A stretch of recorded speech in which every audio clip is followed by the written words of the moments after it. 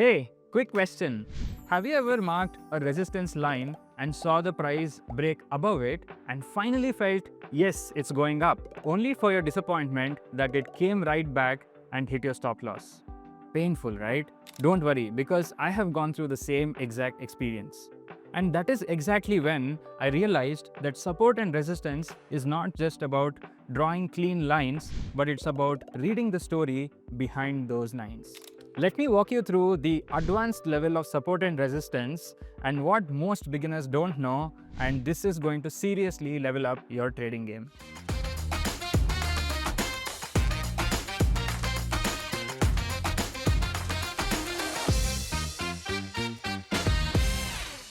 Hi, I'm Pranav VK, your fellow trader and coach, and you're watching Stockshaala by Kotak Securities. In our previous video, we looked at support as the floor and resistance as the ceiling.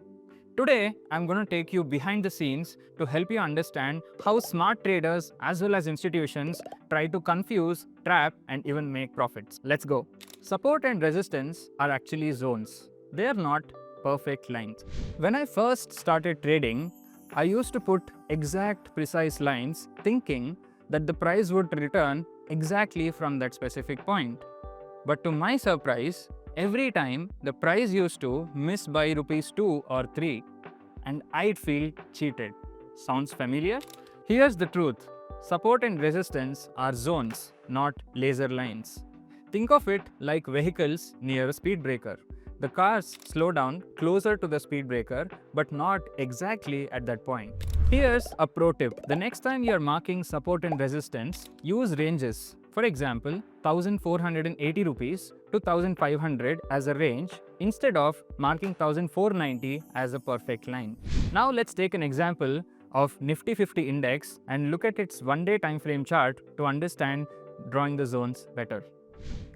So coming back to our zones here, in the Nifty 50 index, I have taken the one-day time frame and you can see I have drawn a specific zone here. Now this marking represents a support if the price is approached from the top, but this zone represents resistance if the price is approached from the bottom. So as you can see here, the price first rejected this specific range and went down, because of which this zone became now a resistance. And now the price, when it is below this zone, is approaching back the zone but getting rejected at this price and going down once again. So that is why a support and resistance is a zone and not a perfect line. Now here's something that changed my trading life. Support and resistance are not always horizontal, but they can move with price. These are called dynamic levels. Think of it like a train moving on a sloped track. The rails are still guiding the train, but now they are at an angle. Tools that can act as dynamic support and resistance are moving averages, trend lines, as well as VWAP. Now let's take an example of a 50 moving average or a 200 moving average on a live chart so that you understand these dynamic levels better. Here, I'm taking the example of Dixon Technologies on a one-day time frame. So as you can see in the chart here, the blue line represents the 50-day moving average. It is a simple moving average. And as and when the price moves up and down, you can see that the price is respecting this specific support and it goes above and beyond this support, but again comes back down, respects this support and goes back up again. So as you can see here, the support here in this case was earlier at 10,838, but now it has moved to 12,203 with respect to the movement of the specific stock. So this example shows that support and resistance can not only be perfect lines or horizontal, but also can move with respect to price. From this, we can understand that support and resistance are not just horizontal lines, but they can tend to move with respect to price. Now let's understand how support and resistance are related to demand and supply. Let's say, for example, we take gold. As and when the prices of gold comes down, there's a lot of buying interest that is generated, and this buying interest is called demand. The reason it forms is because as and when the price is going down, many buyers find it attractive because they feel the price might go up in the near future. So that is called a demand zone, and demand zones are basically the support. Now that we understood how support equals demand zone, now let's understand how resistance equals supply zone. Resistance is a price at which the uptrend tends to pause because once the price has gone to a specific level, there are a lot of people who would like to cash out or sell this specific asset class, because of which there is a lot of selling interest. And this zone is called the supply zone. This selling pressure resists the price from rising further, and that's why it's called resistance. Now let's understand the price movements with respect to demand and supply. If demand is greater than supply, then the price rises. But if the supply is greater than demand, then the price falls down.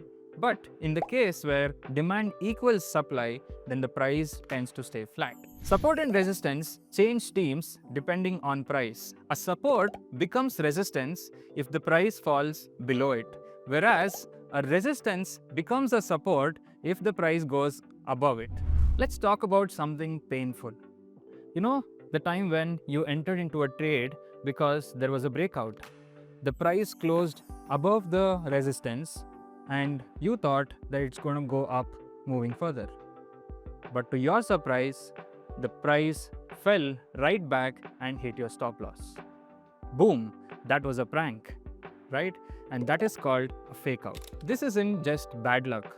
This is also a possibility of liquidity hunting by big players. It's like walking into a party and realizing it was a prank. So how to avoid these fake outs? There are multiple ways. The first way is to make sure that there's a strong close above resistance. The second way is to have volume confirmation along with the strong close. And better yet, the best way is to make sure after the strong close, you wait for the retest and then re-enter into your trade. Now let's take an example of Deepak Fertilizers and I'm going to show you a fake out. So as you can see in this chart, this is the resistance zone, and when the specific candle broke above the specific zone, it sustained only for 2 days, but after which it fell significantly, coming back to the same resistance zone. So this is called a fake out. Volume is like the voice of the crowd. If the price is breaking out from a specific resistance level, but if there is no volume, then it is suspicion. But at the same time, if the price is breaking out from a resistance level, but it has strong volumes, then it shows institutional interest and possibly you're riding the right trend. So now when a breakout happens along with volume, that's conviction. As a bonus, now I'm going to tell you how to combine all of these tools that we have learned so far. Combine your support and resistance along with volumes. The second thing that you can do is use candlestick patterns like bullish engulfing and pin bar rejections to make your entries even more refined. The third thing is you can use indicators like RSI or MACD to get better confirmation. When these tools line up, it's like many of your friends are vouching for the same stock. Much more reliable, right? In conclusion, support and resistance are not just beginner's tools. When you combine them with your zones, retests, volumes, and even patterns, you start going from guesswork to trading confidently. Let me know in the comments below, have you ever been trapped in a fake breakout? If you did, what did you learn from it? And don't forget to like, share and subscribe to Stockshaala by Kotak Securities. I am Pranav VK signing off. Trade with logic, with confidence and stay sharp.